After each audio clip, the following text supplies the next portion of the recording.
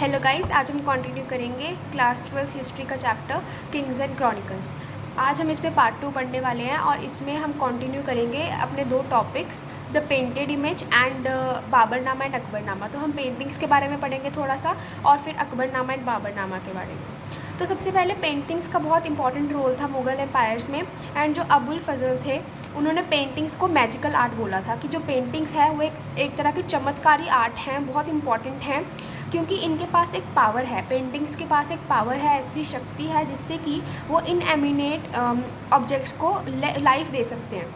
ठीक है, जब हम पेंटिंग्स बनाते हैं तब हम एक नॉर्मल सा कोई भी स्ट्रक्चर बनाते हैं, लेकिन उनसे ऐसा लगता है जैसे वो रियल हो, जैसे वो रियल में चल रही हों। उनको लाइफ प्रोवाइड करती है पेंटिंग्स, क्योंकि पेंटिंग्स इस तरीके से बनती हैं जिससे कि ऐसा लगता है कि जो स्ट्रक्चर्स हैं वो बाहर आ रहे हैं, इतने ज़्यादा रियल इमेजेस बनती हैं। तो इसलिए पेंटिंग्स को मैजिकल आर्ट बोला है अबुल फजल ने। ठीक है, लेकिन जो ये पेंटिंग्स थी ये बहुत ज़्यादा रिकॉग्नाइज़ नहीं की जा रही थी, इनको एक्सेप्ट नहीं किया जा रहा था बाय मुस्लिम ऑर्थोडॉक्सी। मतलब जो पुराने बिलीवर्स थे, जो कि बहुत ज़्यादा मुस्लिम लॉज में बिलीव करते थे, वो पेंटिंग को गलत मानते थे। वो इससे क्या हुआ, टेंशन्स हुई between rulers and Muslim orthodoxy. जो रूलर्स थे वो चाहते थे कि पेंटिंग्स बने, हमारे ब्यूटीफुल जो हम चीज़ें करते हैं उनको रिकॉर्ड किया जाए, उनकी पेंटिंग्स बने जाए, उनके इवेंट्स को हम एक तरह से रिकॉग्नाइज़ कर लें। लेकिन मुस्लिम ऑर्थोडॉक्सी ये करना नहीं चाहती थी। अब ये क्यों नहीं करना चाहती थी?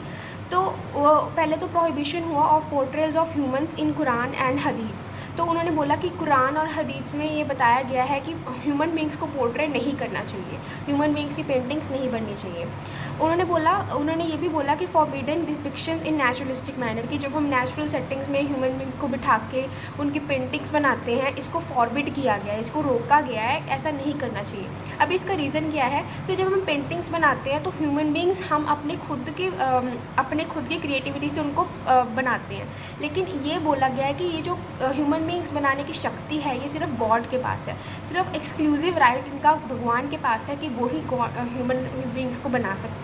एंड देयरफॉर हमें पेंटिंग्स नहीं बनानी चाहिए, क्योंकि तब हम पेंटिंग्स में अपनी क्रिएटिविटी से ह्यूमन बींग्स बनाते हैं, जो कि सिर्फ गॉड का फंक्शन है। तो इससे जो है कन्फ्लिक्ट्स अराइज हुए बिटवीन रूलर्स एंड मुस्लिम्स। ठीक है, लेकिन जो interpretation of sharia changed with time. तो शरिया क्या होता है, जो मुस्लिम लॉज होते हैं ना उनको बोलते हैं शरिया। तो लेकिन इनके जो बिलीव्स थे, इनकी जो इंटरप्रिटेशंस थी वो चेंज होती गई टाइम के साथ। कुछ लोग एक्सेप्ट करने लगे कि हाँ, शरिया जो है उसको चेंज करके पेंटिंग्स जो है वो बनानी चाहिए। अभी रूलर्स कमीशन आर्टिस्ट, ठीक है, अभी उन्होंने आर्टिस्ट को कमीशन करना शुरू कर दिया। उन्होंने उनको हायर किया एंड उनको उसके बदले में पैसे देते थे, कमीशन देते थे कि आप हमारी पेंटिंग्स बना के दो। इसकी एग्जांपल है जैसे कि सफ़ाविद थे, वो ईरान के जो रूलर्स थे, उन्होंने ऐसे कमीशन किया पेंटिंग्स को, उन्होंने पैट्रनाइज़ किया आर्टिस्ट को, उनको रिकग्नाइज़ किया, उनको पेट्रन किया कि आप हमारी पेंटिंग्स बना के दो एंड हम आपको रिटर्न में मनी देंगे। ठीक है, एंड ऐसे कि पेंटर का नाम है बिजहत, तो उन्होंने पेंटिंग्स बनवाई, ठीक है, उनको कमीशन दिया। एंड देयरफॉर इनसे पता लगता है कि पेंटिंग्स का बहुत इंपॉर्टेंट रोल था इन मुग़ल एम्पायर। ठीक, अब हम पढ़ेंगे थोड़ा सा अबुल फजल के बारे में। तो अबुल फजल ने ही अकबर का अकबरनामा जो बायोग्राफी की तरह है उन्होंने लिखा है। तो अबुल फजल कौन थे ये हम यहाँ पे डिस्कस करते हैं। तो ये ग्रू इन मुग़ल कैपिटल सिटी आगरा। तो जो मुग़ल कैपिटल सिटी थी आगरा, ये उसमें बने बने थे। तो ये मतलब ऐसा नहीं था कि बहुत ओल्ड एज के थे, ये मुग़ल के अंदर रह के ही वहीं पे ग्रो होके ही उन्होंने अकबर का अकबरनामा लिखा है। ठीक है, इन्होंने रेड थे, पढ़े लिखे थे इन Arabian, Persian, Greek and Sufism. तो इनको इतनी सारी लैंग्वेजेस भी आती थी, अरेबियन आती थी, पर्शियन आती थी, ग्रीक जो कल्चर था उनको भी, उनके बारे में भी इनको पता था, एंड सूफीज़म के बारे में भी ये जानते थे। देन ये एक डिबेटर थे, थिंकर थे। ठीक है, डिबेट्स मतलब जो हमारे जो कन्फ्लिक्ट होते हैं उनको जब हम एक तरह से बोल बढ़ा के उनको दिखाते हैं, वो डिबेट्स होती हैं। देन थिंकर भी थे।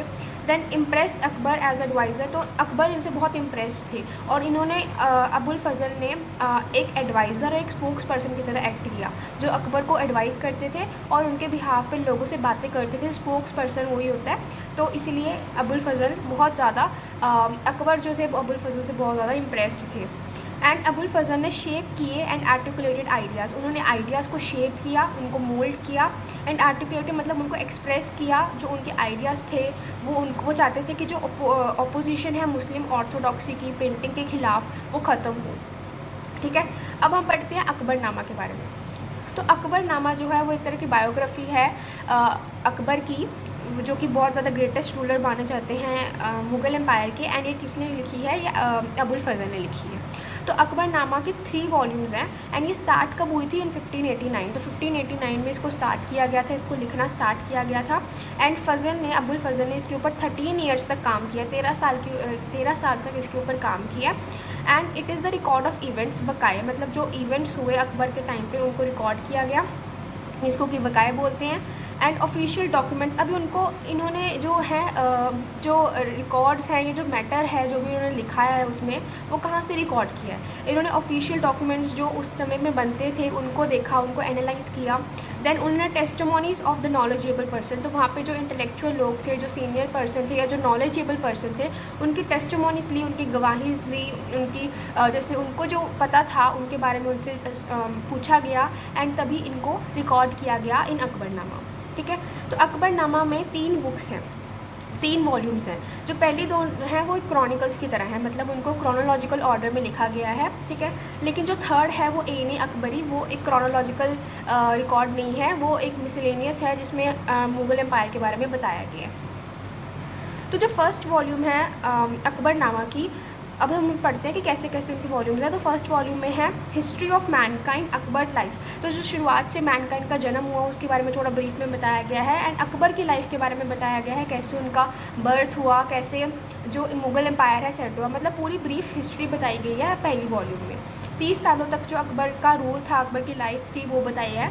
देन सेकेंड वॉल्यूम में वो सेकेंड वॉल्यूम में भी आगे कंटिन्यू हुआ है एंड ये क्लोज कब होती है, मतलब ख़त्म कब होती है, ये होती है ख़त्म क्लोजेस इन 46 रेनल ईयर, मतलब 46 जब अकबर का शासन का 46th ईयर था तब ये ख़त्म होती है।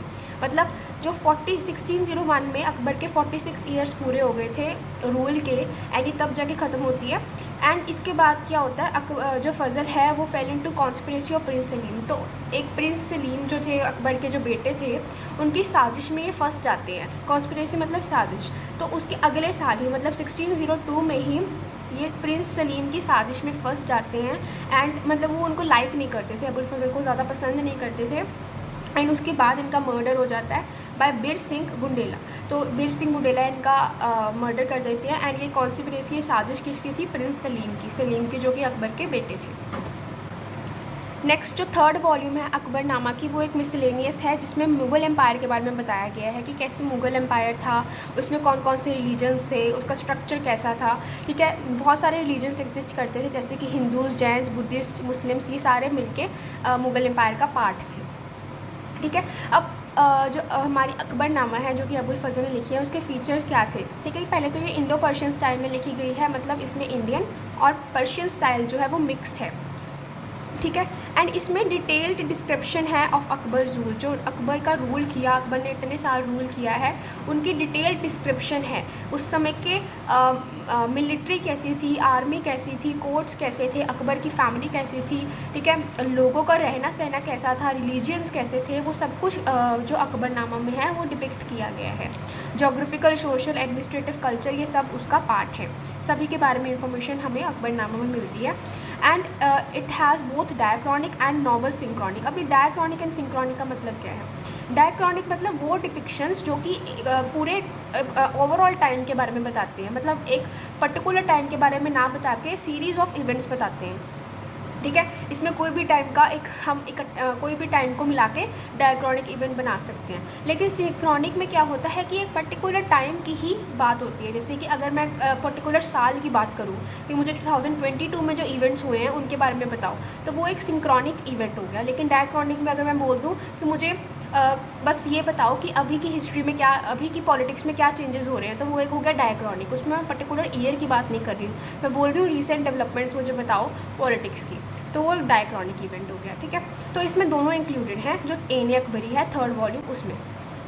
देन उसके बाद है हमारे पास बादशाहनामा। अब जो बादशाहनामा है वो बायोग्राफी किसकी है? वो है शाहजहां की। ठीक है, ये मॉडल किसके ऊपर की गई है? अकबरनामा। मतलब इन्होंने, शाहजहां ने अकबर से इंस्पिरेशन लेते हुए, अकबरनामा से इंस्पिरेशन लेते हुए अपनी बायोग्राफी लिखवाई थी शाहजहां ने, जिसका नाम था बादशाहनामा, या इसको शाहजहांनामा भी बोल सकते हैं। तो ये लिखी किसने थी? अब्दुल हामिद ने लिखी थी, अब्दुल हामिद लाहौरी। एंड ये पीपल थे, मतलब एक स्टूडेंट थे अबुल फजल के, ठीक है। कमीशन किया शाहजहां ने, मतलब इनको भी मनी दे के इनको हायर किया कि आप मेरी बायोग्राफी लिखो, मेरे बारे में लिखो, मेरे रूल के बारे में सब कुछ लिखो। एंड इसमें 3 वॉल्यूम है जिसको दफ्तर्स बोलते हैं, तो इसमें भी 3 वॉल्यूम्स हैं एंड इनके नेम्स हैं दफ्तर्स।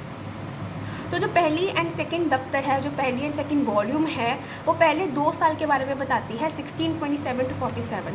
तो जब शाहजहां रूलर बने 1627 में, उनके 20 सालों के करियर के बारे में, जो भी उन्होंने किया, ठीक है, कोई भी रूल किया, जो भी उन्होंने डेवलपमेंट्स की, वेलफेयर किए, उन्होंने टेरिटरीज जीती, उनके बारे में बताती है पहली 2 दफ्तर से। लेकिन इनको फिर रिवाइज़ किया गया, इनमें चेंजेस लाए गए बाय सदुल्ला खान, वज़ीर और शाहजहां। जो शाहजहां के वज़ीर थे सदुल्ला खान, उन्होंने फिर इसमें चेंजेस किए, इसको रिवाइज़ किया। देन थर्ड जो हमारा दफ्तर है वो ओल्ड एज, जो लाहौरी जो थे तब वो ओल्ड एज हो गए थे, वो बूढ़े हो गए थे, इसलिए वो लिख नहीं पाए थे थर्ड एज, तो इसीलिए उनको इन्फॉर्मिटीज़ में जाना पड़ा, मतलब हॉस्पिटल्स वगैरह में जाना पड़ा जो उस टाइम पे होते थे, वैद वगैरह। तो तब वो अच्छे से लिख नहीं पाए थे उनको, इसलिए लाहौरी जो नहीं लिख पाए थे। And it was afterwards chronicled by Waris. तो वारिस ने इसके बारे में फिर लिखा, क्रॉनिकल मतलब ये पूरे इवेंट्स के साथ में है, क्रोनोलॉजिकल ऑर्डर में है। तो ये अब्दुल हमीद लाहौरी ने नाम लिखकर वारिस ने लिखा, जो कि एक हिस्टोरियन थे, मतलब हिस्ट्री के बारे में वो लिखते थे। देन हमने पढ़ना है कि यहाँ पे ब्रिटिशर्स का इंटरेस्ट यहाँ पे आना शुरू हो गया। जो यूरोपियंस थे वो इंटरेस्ट जता रहे थे, वो शुरू कर रहे थे कि हम मुग़ल एम्पायर के बारे में पढ़ें।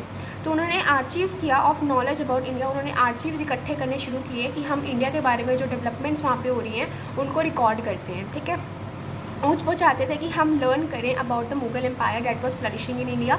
तो उन्होंने भी इंटरेस्ट जताए एंड उन्होंने क्या फॉर्म किया, एशियाटिक सोसाइटी ऑफ बंगाल। उन्होंने Asiatic society of Bengal form की in 1784 and it was founded by sir William John.